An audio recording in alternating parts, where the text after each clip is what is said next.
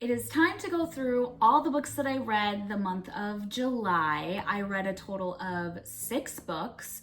4 of them were physical books, 2 of them were on my Kindle, and 1 was an audiobook. So let's dive into it. The first book that I read was The Paradise Problem by Christina Lauren, and I rated this 5 stars. In this story, we are following Anna, who entered into a fake marriage to Liam in college in order for them to both get free housing. 5 years later, Liam comes back into her life and basically tells her she needs to come with him on a family vacation and pretend that they're still married. Our female main character is hilarious. She was so witty and funny. I was literally laughing out loud at some of the quotes from her. It was so funny and amazing. It was also fun to see her enter into this world of filthy rich people. And she is not rich at all. So for her to enter into this world of Liam's family, who is so toxic and swimming in money, and her eyes just being open to that world, and just her comments about that world was so funny. But the banter in here was fun. It was such a perfect summer read, and I thoroughly enjoyed it. Next up, I read probably one of the biggest books I've read. I think it's almost maybe 900 pages, and that was none other than A Little Life. I rated this 5 stars. This took me a while to read. I definitely took a lot of breaks while I was reading this. This book is complicated because there's a lot of people that love this book. There's a lot of people that hate this book. There's a lot of people that probably will never read it. I honestly can say that I am glad that I took on the challenge that is this book. It is so heavy and heartbreaking, but when I tell you these quotes in here are one of the most powerful, profound work of literature I think I have ever read thus far. This story, we're following a group of guy friends in New York, and it's basically a character study. You are following this group of friends throughout decades of their life, and you are really just kind of a fly on the wall, just watching their lives unfold. And I think it's a powerful story of friendship. There is a lot of trauma in this book, a lot of detailed trauma.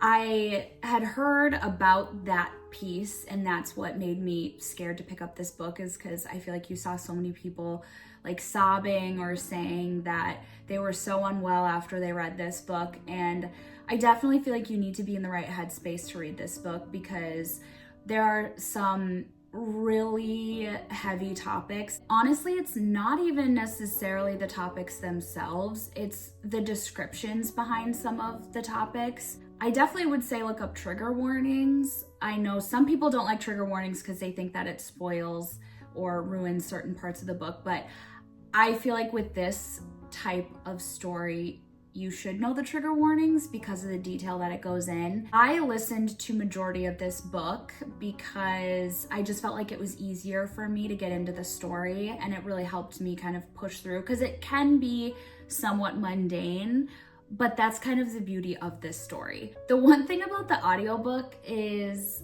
it did help me get through this story, but also in some of like the descriptions of the different traumatic things or the medical side of stuff was kind of like, oh, I don't love that. So I liked actually physically reading those parts because I could kind of skip some of the description of different things if I needed to. I have tabbed and underlined so many pages in here, and it is just beautiful, beautiful, beautiful writing, but it is a heavy book. So anyways, that is my rant on A Little Life, but I really did enjoy it, and I don't know if I would necessarily recommend it to everybody, but I will say if you feel like you have the capacity to take this book on, I definitely think it is worth it, in my opinion. Next up, I read Fearless by Lauren Roberts, and I rated this 4 stars. This is the 3rd book in the Powerless trilogy, and I really enjoyed this story. There was a lot of action, and I know some people feel like this is kind of repetitive or a very repetitive series, but I enjoyed it. I love the banter between our 2 main characters, Peyton and Kai, I believe is his name. This story, obviously, I can't go into too much detail without like spoiling it, but there are a lot of trials and things like that. Kind of, you could think of it like Hunger Games. It's obviously not the same, but it's kind of giving Hunger Games vibes of like different trials and things like that. So I will say there was a storyline in this book that our author did to one of our characters that I didn't necessarily love. It was a plot twist that I wasn't expecting. I picked up on it in this book specifically, but I don't know how I feel about that storyline in particular. But besides that,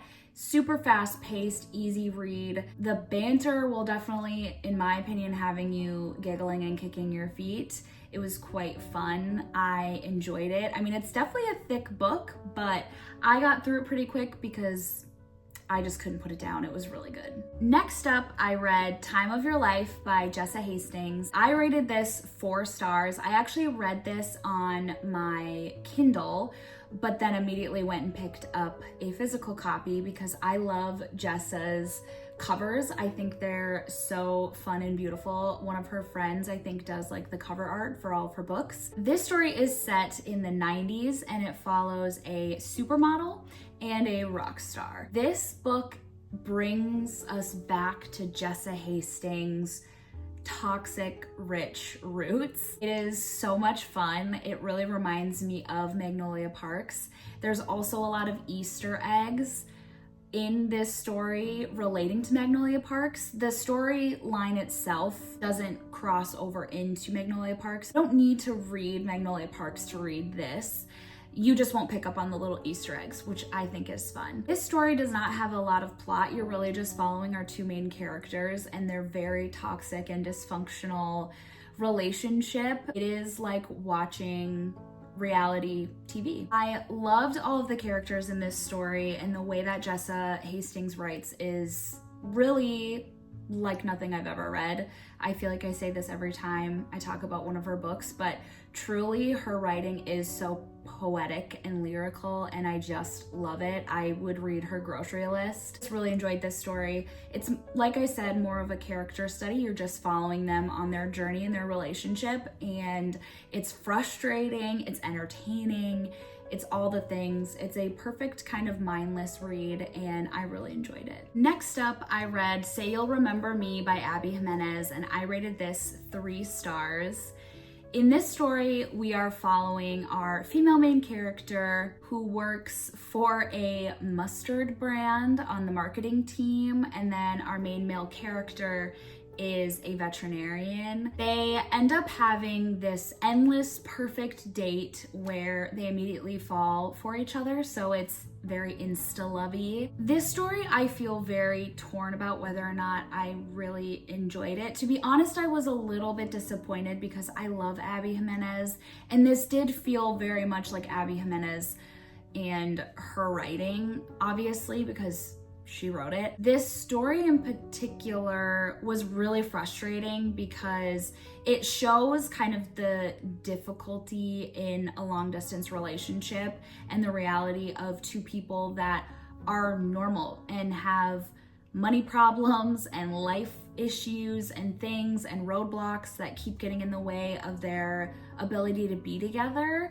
But it just kind of felt like the whole story was just everyone was miserable and they were going through really hard things. That part of it I didn't necessarily love. Like, there's a difference between going back to A Little Life and this story. Like, A Little Life, it's obviously a lot of tragedy and a lot of trauma, but there was something beautiful and captivating about it. And in this story, it just felt like they were whining all the time, and they were all going through difficult things.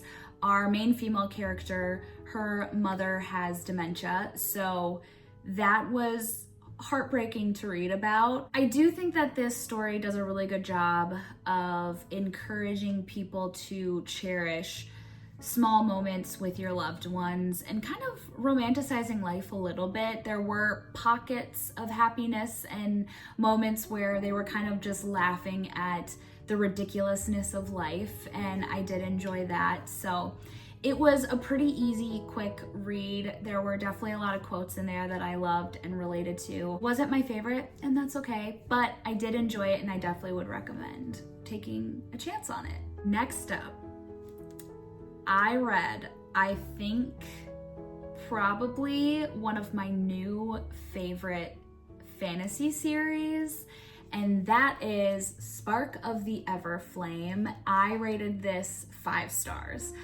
I cannot even begin to tell you how much I am so in love with this world.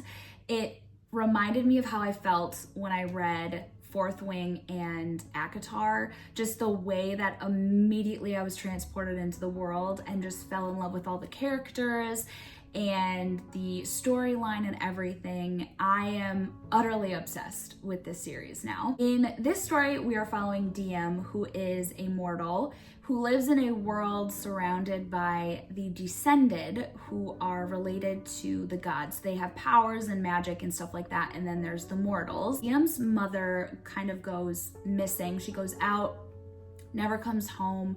So there's a little bit of a mystery there. Immediately, you're just transported into the world and you're learning about the mortals, about the Descended, about the magic system, and all of that. There's a lot of secrets and mysteries about our female main character's past and upbringing that we start to slowly uncover with her. I was not bored at all. I could not put this down. I flew through this, and the way that this story ends made me want to immediately jump into the second one, which I did. I am just in love with this story and these characters. I had so much fun reading this, so I definitely would recommend. It is not a complicated world to get into, and I am just so excited to keep reading. That is all the books that I read the month of July. I had a wonderful reading month. I am loving the summer vibes, and I can't wait to keep reading. I am trying not to wish away summer because I know when winter comes, I'm gonna be missing the sunny, warm days, but I am just so excited for fall and the cozy vibes and to get into some more fantasy books and different cozy stories. So I am very much looking forward to that. I also thought it would be fun to go through my book journal again and update it since I have not done that for the month of July. So I will go ahead and do that. Okay, so it is time for me to update my trusty book journal. So I'm gonna flip through a couple of the other spreads that I have to update those because I have not done that. I have my 25 books to read in 2025 that I need to update, and I don't know if I have any other spreads, but we're gonna go through them quickly and update those.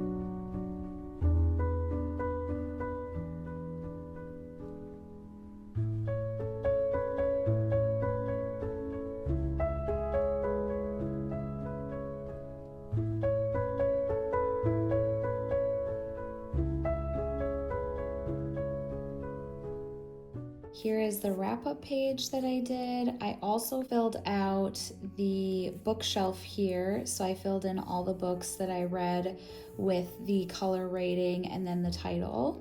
Also updated the 25 books to read in 2025. So I read A Little Life, Say You'll Remember Me, and Paradise Problem.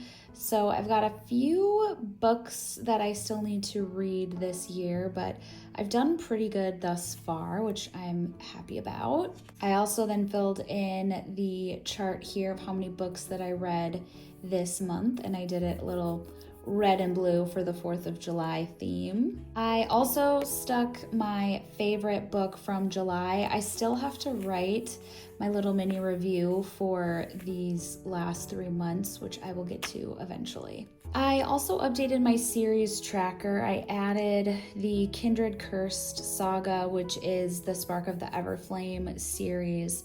So I added that to keep track of those books, and then filled in Fearless that I finished over here.